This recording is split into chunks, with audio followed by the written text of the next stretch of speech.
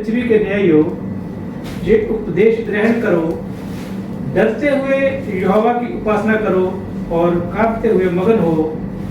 पुत्र को चूमो, ऐसा ना हो कि वह क्रोध करे और तुम मार्गी में नष्ट हो जाओ, क्योंकि क्षण भर में उसका क्रोध भड़कने को है। धन्य है वह जिनका भरोसा उस पर है। आमीन। इंग्लिश में लिखा है I will tell of the decree, लेकिन हिंदी में वचन कहते हैं मैं उस वचन का प्रचार करूंगा। मतलब वो वचन होने दो या आज्ञा होने दो, परमेश्वर के लिए दोनों सेम है, क्योंकि परमेश्वर जो वचन कहता है वही आज्ञा है।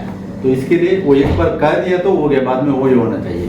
अभी हम लोग जानते हैं जो पहला सिन कौन सा हुआ था, जानते हैं कौन सा सिन था पहला सिन? कौन सा वाला है? No, that is not the first sin. First sin ना Isaiah 14:13-14। Isaiah 14:13-14 जाएंगे हम लोग, वो पहला सिन पढ़ेंगे उसके बारे में। पहला जो पाप हुआ था, तू मन में कहता तो था मैं स्वर्ग पर चढ़ूंगा, मैं अपने सिंहासन को ईश्वर के तारागण से अधिक ऊंचा करूंगा और उत्तर दिशा की शोर पर सभा के पर्वत पर विराजूंगा। मैं मेघों से भी ऊंचे ऊंचे स्थानों के ऊपर चढ़ूंगा, मैं परम प्रधान के तुल्य हो जाऊंगा। हालेलुया। Isaiah 14:13-14। देखिए वचन कहता है इधर, पहला सिन जो होता है वो इंसान को बनाने का पहले वो हुआ था, वो इंसान को बनाने के बाद नहीं है, पहले हुआ था। वो सिन हो गया था परमेश्वर और किसके साथ? फरिश्ते के साथ, मतलब लूसीफर के साथ। तो लूसीफर के साथ पहला सिन हो गया था। तो वचन क्या कहता है इधर, तू मन में कहता तो था मैं स्वर्ग पर चढ़ूंगा, मैं अपने सिंहासन को ईश्वर के तारागण से अधिक ऊंचा करूंगा। मतलब क्या है? प्राइड, घमंड। पहला जो सिन है वो घमंड है, पहला जो पाप होता है वो घमंड है। वो घमंड से बोलता है कि मैं परमेश्वर से भी ऊपर हो जाऊंगा, मैं परमेश्वर को ऊपर मेरा स्थान को मैं स्थापित करूंगा। देखिए एक क्रिएशन, क्रिएटर को वो भूल गया, क्रिएशन है बोल के, वो क्रिएशन बोल के भूल जाता है और वो सोचता है मैं परमेश्वर के ऊपर हो जाऊंगा। तो वही जो सोच है उसकी परमेश्वर का नजर में क्या हो जाता है, वो गिर जाता है उधर। क्या कहता है? और उत्तर दिशा के छोर पर सभा के पवित्र पर विराजूंगा, मैं मेदों से भी ऊंचे ऊंचे स्थानों के ऊपर चढ़ूंगा, मैं परम प्रधान के तुल्य हो जाऊंगा। देखिए इधर कहता है कि वचन, मतलब जो क्या है कि वो सोचा कि मैं परमेश्वर के समान होऊंगा और उसको ऊपर होऊंगा। मतलब वो एक घमंड आ जाता है। हम जानते हैं घमंड छोटी चीज नहीं, ये सेम घमंड इंसान को भी, मतलब जो मनुष्य परमेश्वर ने बनाया था उसको भी आया हुआ है। किधर से आया है? ये उत्पत्ति से हमको मालूम पड़ता है, क्योंकि अगर शेखर डेविड हमेशा बोलते रहते एक बात, जो आदम का पहला जो बच्चा पैदा हो गया था वो था केन। वो सेम उसका स्वरूप में बोल के वो उसको गिनती में भी नहीं लेते, हमको वचन में पढ़ने के लिए मिलता है, गिनती में नहीं लेते। लेकिन दूसरा बार परमेश्वर क्या करता है, उसने पहले इंसान को बनाने का पहले जो परिश्ता को बनाया था वो परिश्ता परमेश्वर के नजर से गिर गया। तो परमेश्वर क्या करता है? परमेश्वर सोचता है अपना समानता में मैं क्या करेगा, इंसान को बनाएगा, मनुष्य को बनाएगा बोल के बाद में क्या करता है, वो मनुष्य को बनाता है। लेकिन मनुष्य को भी बनाने के बाद हम जानते हैं परमेश्वर उसको भी एक आज्ञा देता है। इधर हम लोगों ने पढ़ा परमेश्वर को वचन को, जो आज्ञा, जो हम लोगों का टॉपिक था आज भजन संगीत 2 चैप्टर में। लेकिन जब इंसान को बनाया था उधर भी परमेश्वर एक उसको आज्ञा देता है कि हर एक चीज तुम कर सकता है, लेकिन एक फल उधर वो बोलता है कि इसको नहीं खाना चाहिए बोल के कहता है। हम लोग पढ़ेंगे उस वचन में भी। उत्पत्ति का 2:16 वचन पढ़िए, उत्पत्ति 2:16-17।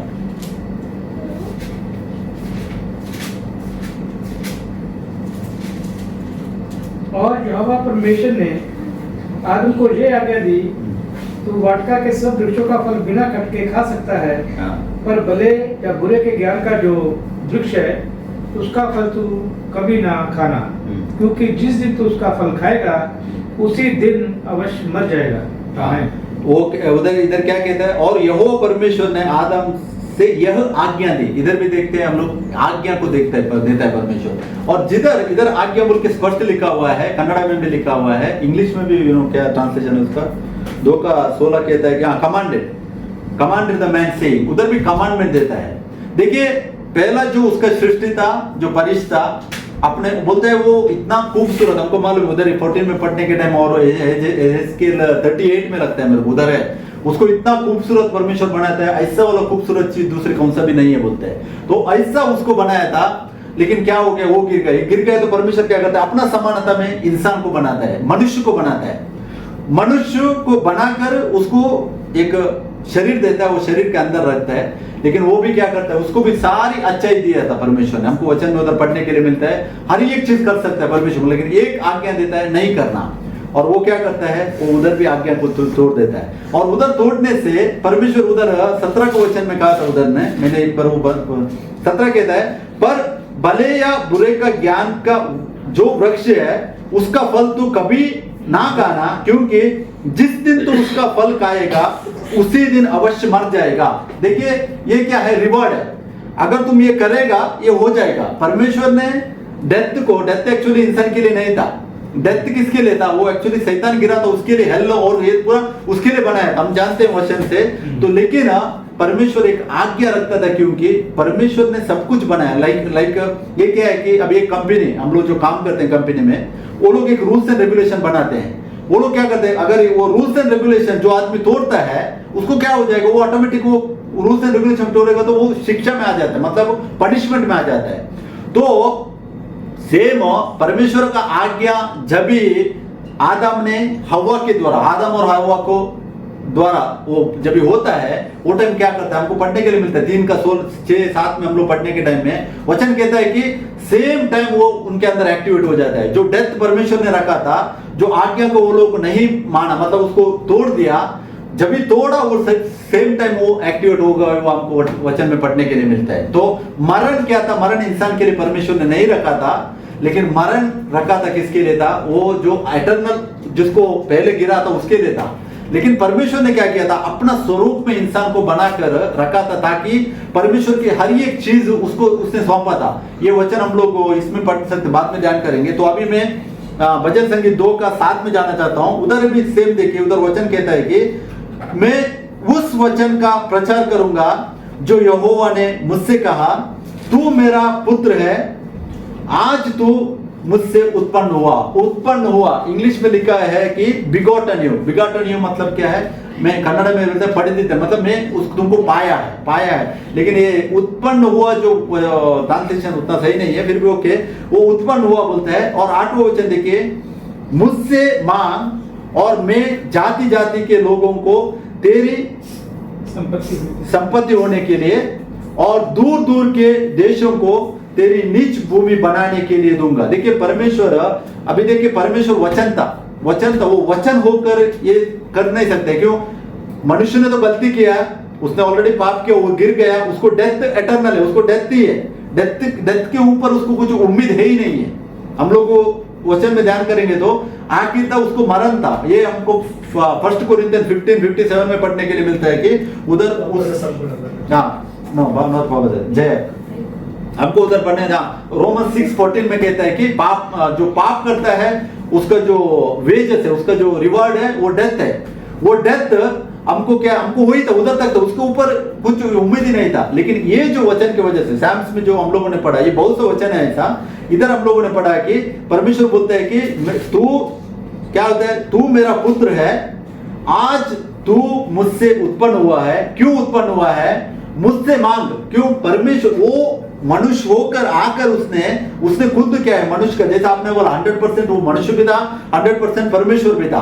100% मनुष्य इसके लिए हुआ था, वो हमारे लिए हुआ था, हमारे लिए होता है। और क्योंकि देखिए ये जो पाप का जो बंधन में जो लोग बंधे हुए हैं उनको छुड़ाने का है, तो वो दूसरा कौन सा भी रास्ता परमेश्वर का नजर में नहीं है। क्यों, जो इंसान पहले देखिए, पहले का क्रिएशन जो था, जो लूसीफर को बनाया था, एंजल्स वो लोग भी गिर गए। दूसरा जो मनुष्य था वो भी, मनुष्य भी गिर गया, और मनुष्य गिरा तो गिरा, उसके साथ पूरा सृष्टि उसका गिर गया बोल के वचन कहता है। क्यों, क्योंकि जेनेसिस 1:26 में वो पूरा अधिकार इंसान को दिया हुआ था, उसने वो पूरा अधिकार इंसान को दिया था। तो इसके लिए क्या किया, इसके पाप की वजह से हर एक चीज गिर गया बोल के वचन कहता है। तो इसके लिए परमेश्वर क्या करता है, दूसरा वचन में हम लोगों ने पढ़ा इसमें सैम्स में, उधर कहता है कि मुझसे मांग और मैं जाति जाति के लोगों तेरे संपत्ति होने के लिए और दूर दूर के देशों की तेरी निज भूमि मानने के लिए दे दूंगा। मतलब वो यीशु मसीह का वो स्थान लेकर, उसने परमेश्वर ने वो स्थान लेकर वो खुद तो क्या करना चाहिए, लोगों को इकट्ठा करना चाहिए। क्यों? उसके लिए हमको परमेश्वर ने बनाया बोल के भी वचन कहता है। तो वो उसके लिए वो क्या करता है, शरीर का धारण करता है। और 9वां वचन देखिए, तू उन्हें लोहे के डंडे से टुकड़े टुकड़े करेगा, तू कुम्हार के बर्तन के समान उन्हें चकनाचूर कर डालेगा। मतलब क्या है, जो इंसान का अंदर का जो घमंड था, हम लोगों ने पढ़ा था, घमंड और जो झूठ, जो इंसान ने पहले गलती किया, तभी क्या किया, परमेश्वर को ऊपर से उसने शिफ्ट कर झूठ के ऊपर वो क्या किया, अपना भरोसा रखा। तो वो चीज से परमेश्वर ने छुड़ाने के लिए 9वां वचन कहता है कि जब भी हम यीशु मसीह को अंगीकार करते हैं, ये चीज हमारी जिंदगी में होता है। रोमन्स 5:10 में वचन एक बार पढ़ेंगे हम लोग, रोमियो 5:10 का, क्योंकि उधर वचन कहता है कि क्योंकि वैरी होने की दशा में उसके पुत्र की मृत्यु के द्वारा हमारा मेल परमेश्वर के साथ हुआ, तो फिर मेल हो जाने पर उसके जीवन के कारण हम उद्धार क्यों ना पाएंगे। आमीन आमीन। देखिए 10 क्या कहता है, बैरी होने के कारण जो आज्ञा थोड़ी थे उसके वजह से परमेश्वर का वैरी बने थे। जितने भी लोग इस दुनिया में आए, सब लोग क्या है, परमेश्वर का वैरी बन गए थे। वही वचन कहता है इधर, क्योंकि बैरी होने की दशा में उसके पुत्र की मृत्यु के द्वारा हमारा मेल परमेश्वर के साथ हुआ, तो फिर मेल हो जाने पर उसके जीवन के कारण हम उद्धार क्यों ना पाएंगे बोल के वचन क्वेश्चन मार्क कहता है। तो इसके लिए जो पहला पुराना नियम में वो क्या करता है, पहले कहता है कि मैं ये करूंगा, तुम्हारे लिए मैंने ये काम रखा है बोल के। वो कितना सा साल, 1000 साल पहले, मतलब ये शायद दाऊद कितना 1000 साल पहले, 1000 साल पहले था यीशु मसीह आने का, तकरीबन उतना साल था, उसका पहले का है। और उससे भी बढ़कर वो जब भी पाप होता है वही टाइम पे उसने कहा है। अगर हम लोग उत्पत्ति 3:15 पढ़ेंगे तो उधर कहता है वो स्त्री का संतान तेरा सर को कुचलेगा बोल के उधर ही कहा था, क्योंकि जब भी ये पाप हो गया था। देखिए ये पाप होने से शैतान को सजा दे सकते हैं, सजा दे के ना दे के कुछ फायदा नहीं है। क्यों? क्योंकि ऑलरेडी उसके पास सजा है, उसका सजा है एटर्नल हेल, वो तो खत्म होने वाला ही है। लेकिन इंसान के लिए नहीं था, वो इंसान के लिए नहीं था। लेकिन ये पाप करने की वजह से वचन कहता है कि ये पूरा जितना भी चीज उसने बनाया था, पूरा का पूरा चीज क्या हो जाता है, वो श्रापित हो जाता है।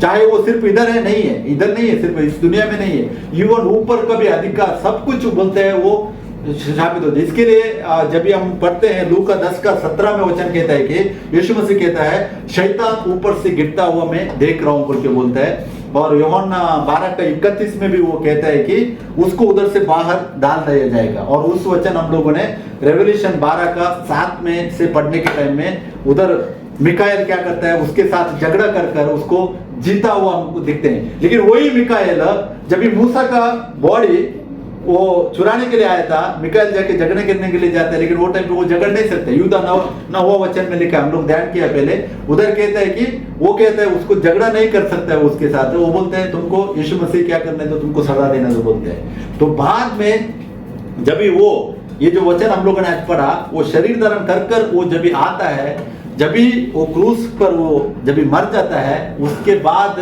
वो कहता है ऑटोमेटिक हो गया, उसका एंडिंग खत्म हो गया। लेकिन ये बात शैतान को नहीं मालूम था। जो डेथ, शैतान ने क्या सोचा था, शैतान ने सोचा था कि इंसान को अगर मैं फंसाएगा, परमेश्वर के वचन से अगर उसको गिराएगा तो क्या हो जाएगा, वो खत्म हो जाएगा, बाद में मेरे साथ एटर्नल हेल में जाने के लिए उसको चुना जाएगा बोल के। लेकिन 1 कोरिन्थियन 15 पढ़ेंगे हम लोग, 54 से पढ़िए। और जब वह नाशवान अविनाशी को पहन लेगा और ये मरणहार अमरता को पहन लेगा, तब वह वचन जो लिखा है पूरा हो जाएगा कि जय ने मृत्यु को निगल लिया। हे मृत्यु, आगे पढ़े, हे मृत्यु तेरी जय कहाँ रही, हे मृत्यु तेरा डंक कहाँ रहा। मृत्यु का डंक पाप है और पाप का बल व्यवस्था है। आमीन। 57 में बढ़िए। परंतु परमेश्वर का धन्यवाद हो जो हमारे प्रभु यीशु मसीह के द्वारा हमें जयवंत करता है। आमीन। 58 में बढ़िए। सो हे मेरे प्रिय भाइयों, दृढ़ और अटल रहो और प्रभु के काम में सदा बढ़ते जाओ, क्योंकि ये जानते हो कि तुम्हारा परिश्रम प्रभु में व्यर्थ नहीं। हालेलुया। देखिए जो झूठ के वजह से जो एंडिंग था इंसान का, मनुष्य का डेथ था, डेथ खत्म था। वो डेथ कौन था? बदलनी डेथ नहीं बात कर रहे हो, स्पिरिचुअल डेथ की बात कर रहे हैं। मतलब जो रूह परमेश्वर से आया हुआ है वो रूह नाश होने वाला था।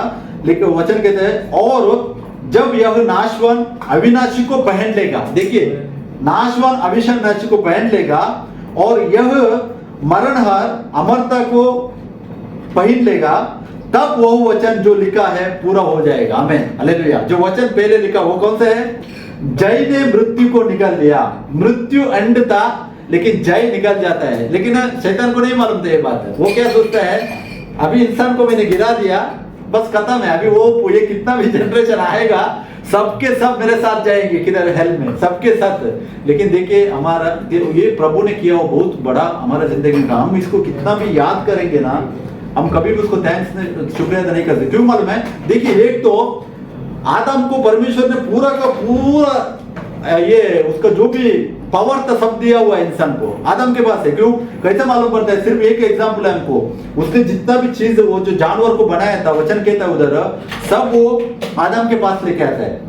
लेकिन आदम को कोई भी इनकार नहीं करता। आदम हर एक का नाम रखता है। आदम को सब झुकते हैं। जब तक पाप नहीं होता है तब तक हर एक आदम को झुकते हैं। देखिए तो परमेश्वर का हर एक पावर क्या किया है, परमेश्वर ने उसको दिया हुआ है। तो अभी आदम ही गिर गया तो वो उसको बाद में किसको भेज दो? किसी को भी नहीं भेज सकते हैं। क्यों? उसका वचन के हिसाब से देखेंगे तो चाहे इस धरती पे नहीं है, वो उधर भी ऊपर अधिकार है, उधर भी पूरा गिरा हुआ है। तो इसके लिए यीशु मसीह जब जयवंत होता है, उसके बाद हम रेवलेशन 1 का 17, प्रकाशित 1 का 17 में वचन क्या कहता है? डेथ, मरण का और पाताल जो है उसका चाबी मेरे हाथ में आ गया बोलते हैं। वो यूहन्ना को बताता है अभी मेरे हाथ में चाबी है।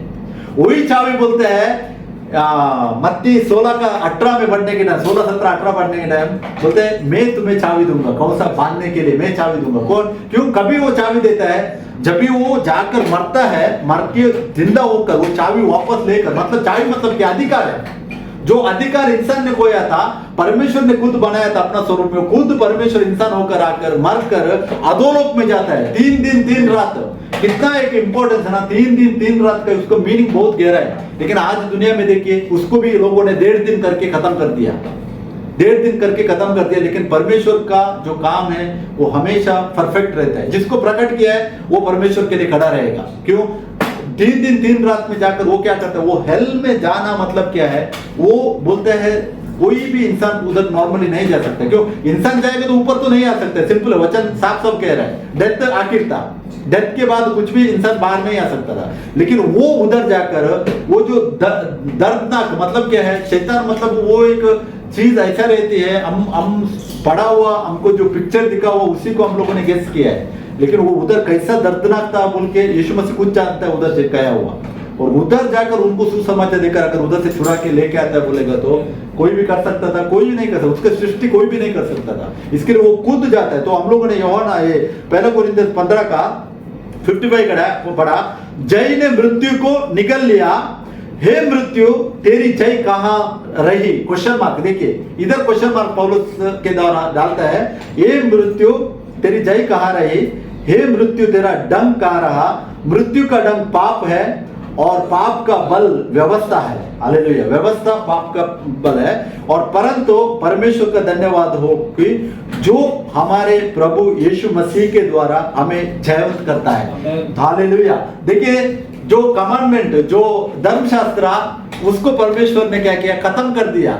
जो इसके लिए मेरे को हमेशा एनकरेज होता है वचन ये वाला, कौन सा वाला में? गलेशियन 4 का 1 से 7 तक पढ़ने के टाइम में कितना मीनिंगफुल वर्ड है। पढ़ेंगे एक बार हम लोग गलेशियंस 4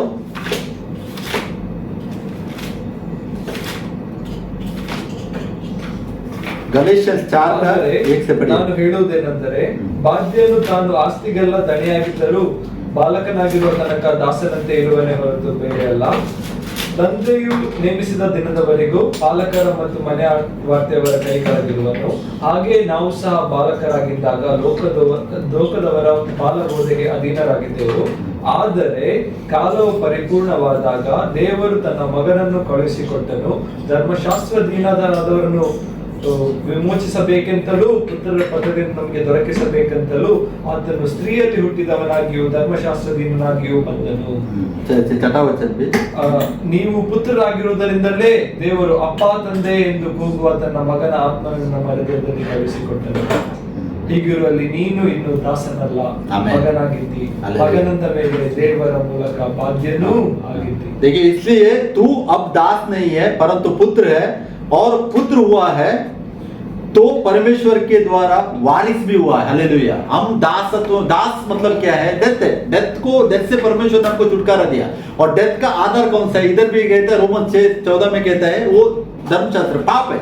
पाप का जब तक हमको दिखाता है कि तुमने पाप किया, तुमने का पाप किया, तो क्या है? जिधर कमांडमेंट है उधर हमको दिखाता है कि तुमने पाप किया, लेकिन परमेश्वर ने बुद्ध वचन उससे हमको छुड़ाकर उसने बाहर लेके आया। तो 4 वचन में 5 वचन में पढ़ना चाहता हूं, क्या ये कैसा होता है? देखिए, ताकि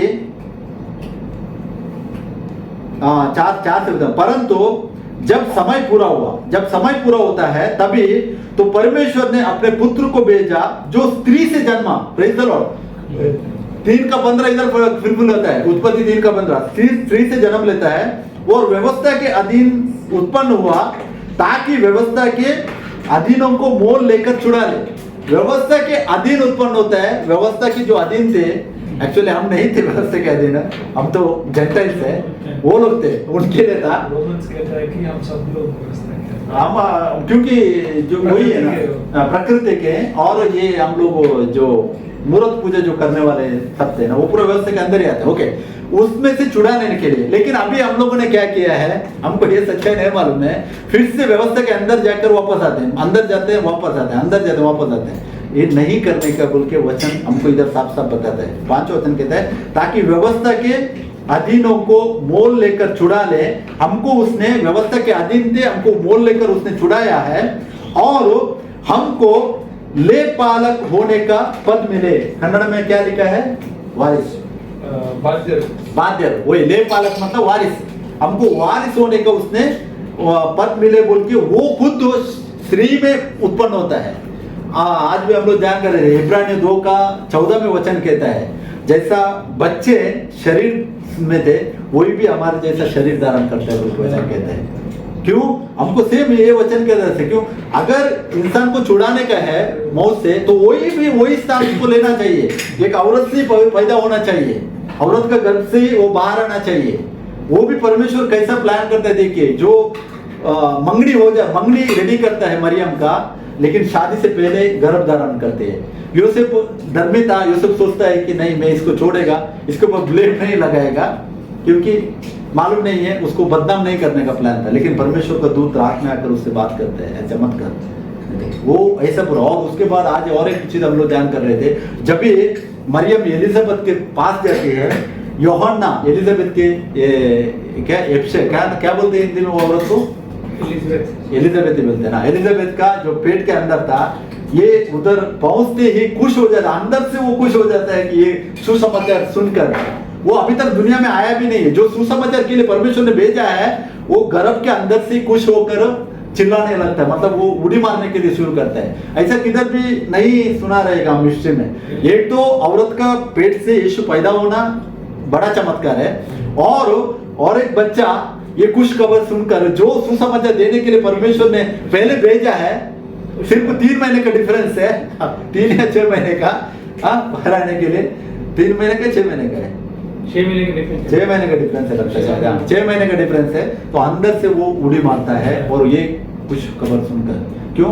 परमेश्वर सब कुछ कर सकता है। इसके लिए यूहन्ना मत्ती 3 का 10 में वही यूहन्ना बोलता है, वो लोग अब्राहम को हमेशा बोल रहे थे, अब्राहम मेरा पिता, हमारा पिता, हमारा पिता, बोलते हैं अब्राहम पिता बोल के मत बोलो।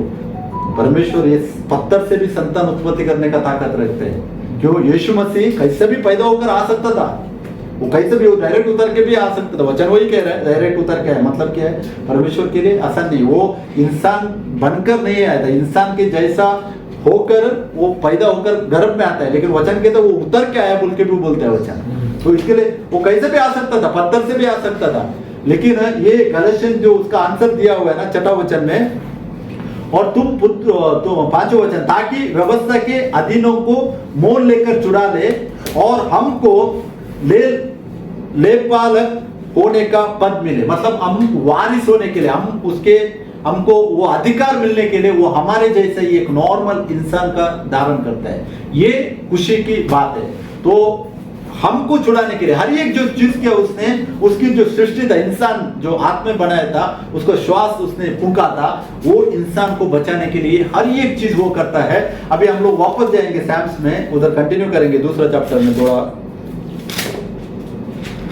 दूसरा उसका 9वां वचन पढ़ा हम लोग। तू उन्हें लोहे के डंडे से टुकड़े टुकड़े करेगा और तू कुम्हार के बर्तन के समान उन्हें चकनाचूर कर डालेगा। वो करने के लिए उसको खुद क्या करना था, शरीर धारण करना था। ये पूरा वो वचन होकर या आत्मा में होकर नहीं कर सकता था, तो इसके लिए वो धारण करता है। और 10वां वचन देखिए, इसलिए हम हे राजाओं बुद्धिमान बनो, हे पृथ्वी के न्यायियों यह उपदेश ग्रहण करो। देखिए किसको बोल रहे वचन, इसलिए अब हे राजाओं, सब राजाओं को वचन कह रहा है कि बुद्धिमान बनो बोलते हैं। जो इंसान यीशु मसीह को अपना उद्धार करता, अंगीकार करता है, वही बुद्धिमान इंसान है। हम लोगों ने और एक जगह में भी ये वचन पढ़ा है, 10 में लिखा है, बहुत लोग तो अपने अपने को निर्मल और उजले करेंगे और स्वच्छ हो जाएंगे, परंतु दुष्ट लोग दुष्टता ही करते रहेंगे। और दुष्टों में से कोई ये बात ना समझेगा, परंतु जो बुद्धिमान है वो ही समझेंगे। हालेलुया। देखिए इधर भी लिखा बुद्धिमान है वही समझेंगे, तो वही ये। और इस पहला कोरिन्थियों 1:18 में भी वचन कहता है, जो क्रूस की बात है, नाशन की जो रास्ते में उनको एक मजाक है, लेकिन जो उद्धार के मार्ग में हमारे लिए वो परमेश्वर का ताकत है। तो इसके लिए इधर भी हम लोगों ने पढ़ा, इसलिए अब हे राजाओं बुद्धिमान बनो किसके लिए, उसको ग्रहण करने के लिए बुद्धिमान बनो। हे पृथ्वी के न्यायियों यह उपदेश ग्रहण करो, डरते हुए यहोवा की उपासना करो और कांपते हुए मग्न हो। देखिए डरते हुए यहोवा की हम लोग उपासना करना चाहिए, क्योंकि वही आता है इस दुनिया में। और 12 वचन, पुत्र को चूमो, ये इंपॉर्टेंट है, पुत्र को चूमो, ऐसा ना हो कि वह क्रोध करे और तुम मार्ग में ही नष्ट हो जाओ। अभी देखिए कितना सा लोग इस दुनिया में हैं जो डिनोमिनेशन के अंदर हैं, पुत्र को नहीं चूम रहे। मालूम है आपको, मुस्लिम लोग, वो लोग बोलते हैं हम एक ही परमेश्वर को मूर्त नहीं लेते, ये नहीं लेते हैं, लेकिन बचा सकता है कोई? नहीं बचा सकता है। क्यों नहीं बचा सकते? क्योंकि हम वैरी हैं, जितने भी लोग हैं उसके बेरी हैं। बेरी मतलब क्या है? दुश्मन। जितने भी लोग पाप की वजह से क्या है, परमेश्वर का दुश्मन है। वो परमेश्वर ने बनाया, परमेश्वर ने नहीं बनाया, उसका आज्ञा तोड़ने की वजह से खुद इंसान ने वो स्थान को लिया हुआ है। अगर वो उसको उससे छुटकारा पाने का है तो वो क्या करना चाहिए? पुत्र को चूमना ही चाहिए। वो इधर वचन कहता है पुत्र को चूमो, ऐसा ना हो कि वह क्रोध करे और तुम मार्ग में ही नष्ट हो जाओ। मार्ग में ही नष्ट हो जाओ, कितना मीनिंगफुल है ना। मतलब क्या है, इस दुनिया में है, एक बार प्राण चला गया, अभी यीशु मसीह के बारे में जानने के बाद अगर प्राण चला गया, एक्सेप्ट नहीं किया, कोई बचा सकता है? कोई भी नहीं बचा सकता। चाहकर, परमेश्वर चाहकर भी उनको नहीं बचा सकता है। ऐसा वाला है वचन हमारे पास। तो इसके लिए यीशु के पीछे हम जानने से ही जो बुद्धिमान हो जाते हैं। और क्योंकि क्षण भर में उसका क्रोध भड़कने को है, धन्य है वे जिनका भरोसा उस पर है। हालेलुया। जिस लोगों ने यीशु मसीह के ऊपर भरोसा रखा और उसको अपना अंगीकार किया, उद्धार करता। लेकिन सेम परमेश्वर है, सेम यहोवा परमेश्वर है, नए नियम में वही यीशु मसीह है। लेकिन अगर यहोवा परमेश्वर होकर वो इनको बचा सकता है? नहीं बचा सकते। वो उसके लिए वो पूरा सब कुछ करता है, सब कुछ वो करता है। ये जो वचन में उसने कहा हुआ है पुत्र को चूमने के लिए, वो उसने ऑलरेडी किया हुआ है। वो पुत्र बनकर आया हुआ है। सुसमाचार अभी पूरा दुनिया में फैल रहा है, लोगों के पास वचन जा रहा है। लेकिन जो रिलीजियस स्पिरिट से लोग कभी बाहर आते हैं, जो अपने ईगो बोलते हैं, ईगो जो रहता है अंदर, घमंड, हाँ वही घमंड। दो ही चीज है ना, घमंड और झूठ है। अभी भी वही इफेक्ट कर रहा है दुनिया को, अभी भी मार रहे हैं वही चीज है, घमंड और झूठ। झूठ अभी भी झूठ फंसा हुआ है। झूठ किधर फंसा? बहुत सा डिनोमिनेशन के अंदर फंसा हुआ है झूठ। झूठ को लेकर लोग अभी भी आगे बढ़ रहे हैं। क्यों? क्योंकि मैं किया हुआ, मैं ही सही हूँ, मैंने इतना साल से किया, मैं सही हूँ बोलते हैं। वचन जब ये आता है कोई एक्सेप्ट करने के लिए रेडी नहीं रहते। लेकिन क्या है, जब ये सच्चाई प्रकट होती है, सच्चाई के साथ हम लोग आगे बढ़ना बहुत इंपॉर्टेंट है। अभी हम लोग जाएंगे और एक लास्ट वचन से, पहला यूहन्ना 2 का 23 वचन पढ़ेंगे हम लोग। First John 2:23-24।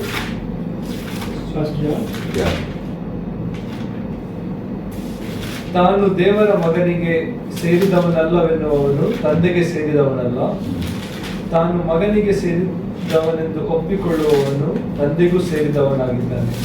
ನೀವಂತೂ ಯಾವ ಬೋಧನೆಯನ್ನು ಮೊದಲಿನಿಂದ ಕೇಳಿದ್ದೀರೋ ಅದು ನಿಮ್ಮಲ್ಲಿ ನೆಲೆಗೊಂಡಿರಲಿ. ಮೊದಲಿಂದ ನಾವು ಹೇಳಿದ ಬೋಧನೆಯು ನಿಮ್ಮಲ್ಲಿ ನೆಲೆಗೊಂಡಿದ್ದರೆ ನೀವು ಸಹ ಮಗನಲ್ಲಿ ತಂದೆಯಲ್ಲಿ ನೆಲೆಗೊಂಡಿದ್ದೀರಿ. 23-24 हिंदी में भी बढ़िया। झूठा कौन है? केवल वह जो यीशु के मसीह होने का इनकार करता है, और मसीह का विरोधी वही है जो पिता का और पुत्र का इनकार करता है। जो कोई पुत्र का इनकार करता है उसके पास पिता भी नहीं है, जो पुत्र को मान लेता है उसके पास पिता भी है। जो कुछ तुमने आरंभ से सुना है वही तुम्हें बना रहे, और तुमने आरंभ से सुना है यदि वह तुम में बना रहे तो तुम भी पुत्र में और पिता में बने रहोगे। हालेलुया। कौन सा वचन से पढ़ा आपने?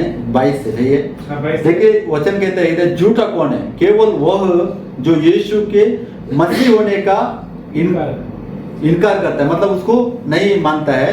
और मसीह का विरोधी वही है जो पिता का और पुत्र का इनकार करता है। Praise the Lord. इधर दो ही बातों को कहता है, पिता और पुत्र। जो उसको इनकार करता है वो मसीह विरोधी है। लेकिन आजकल क्या कहते हैं मालूम है? बहुत सा मैंने सुना है, यीशु मसीह को जो फॉलो करते हैं स्ट्रेट फॉरवर्ड एक टाइटल दे देते हैं, ये कल्ट बोल के। लेकिन वचन नहीं कहता है। ये वचन क्या कहता है? देखिए वचन कहता है कि केवल वह जो मसीह होने का इनकार करता है वही कल्ट है। जो यीशु मसीह को नहीं मानता है वही कल्ट है। लेकिन और मसीह का विरोधी वही है जो पिता का और पुत्र का इनकार करता है। पिता का और पुत्र का मतलब क्या है? पिता होकर ही वो सब चीज करता है। पिता का अगर हम लोगों ने पिता के बारे में कमांड देखेंगे तो वो हर एक चीज बनाकर उस स्थान से वो पूरा रिलीज करता है। पुत्र क्या है? पुत्र हमारे जैसा नॉर्मल इंसान होकर वो स्थान में आया था। वो इंसान होकर आया था, लेकिन वो पूरा अधिकार उसके अंदर था। पूरा अधिकार था तो भी बहुत सा जगह में बहुत अधिकार वो यूज नहीं करते हैं। हमको देखने के लिए मिलता है। वो बोलता है ये पिता को मैंने सौंपा, ये पिता के करेगा। क्यों? वो स्थान में जाने के टाइम। उसमें सबसे बड़ा एग्जाम्पल हमको ये मिलता है, अभी जो टाइम है वो टाइम जब भी वो लोग पूछते हैं वो कौन सा टाइम में होएगा, वो बोलते हैं वो पिता ही जानता है, दूसरा कोई भी नहीं जानता बोलते हैं। क्यों? वो स्थान से, मतलब कोई बात इस दुनिया के लिए है, उसी बात को हम जानना हमारे लिए अवश्य है। वही यीशु मसीह ने प्रकट किया है। लेकिन उसके बाद 22 वचन हम लोग 23 वचन देखिए, और मसीह का विरोधी वही ओके, जो कोई पुत्र का इनकार करता है उसके पास पिता भी नहीं, जो पुत्र को मान लेता है उसके पास पिता भी है। पुत्र को माना तो पिता मिलेगा, लेकिन पिता को मानेगा तो पुत्र नहीं मिलेगा। तो वही डिफरेंस है। क्योंकि अभी देखिए वही बोला मैं, जो लोग यहो फॉर एग्जाम्पल यहो साक्षी का एक वो लोग क्या करते हैं, यहोवा ही सब कुछ बोलते हैं, और यीशु मसीह को उसने पैदा किया बोलते हैं वो लोग। यीशु मसीह क्रिएशन है, तो इसके लिए क्या हो जाएगा? यीशु मसीह प्रभु बोल के, मतलब वही सब कुछ बोल के अंगीकार होएगा तो उद्धार है।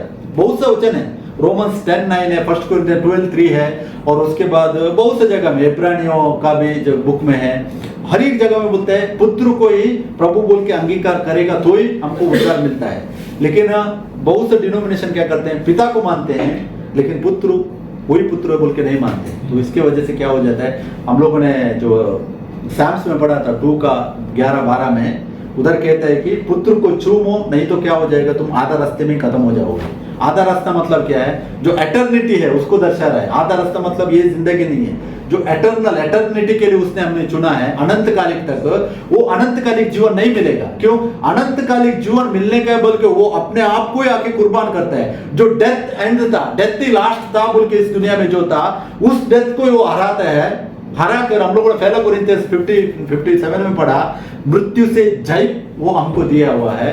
और इतना पूरा करने के बाद भी पुत्र को चूमने में क्या हमको क्या कमी है? हमको मतलब कितना सिंपल सा बात है, पुत्र को अंगीकार करना, वही प्रभु बोल के अंगीकार करना है। बस सिर्फ अंगीकार करने से, फेथ रखने से, वचन कहता है वो हम लोग विश्वास करेंगे तो बस हमारे लिए हो जाता है। हम कुछ करने का जरूरत नहीं है। यीशु मसीह हमारे लिए कुर्बान हो गया बोल के हम विश्वास करेंगे तो बस हमारे लिए हो जाता है। लेकिन ये चीज में भी, इसके अंदर भी कितना सा अलग अलग डिनोमिनेशन है, कितना सा बात को लेकर अलग अलग डिविजन्स हुए हैं। क्यों? क्योंकि हर एक में एक एक चीज, छोटी छोटी चीज बहुत सा डिफरेंस है बहुत जगह में, लेकिन एक मेन चीज डिफरेंस जो है एक परमेश्वर बोल के मानना, वो नहीं मानते हैं तो उनको वो अंगीकार करना बहुत लाजिम है बोल के वचन से हमको पढ़ने के लिए मिलता है। तो इसके लिए आइए अभी हम लोग आज दुआ करेंगे आज का वचन के लिए।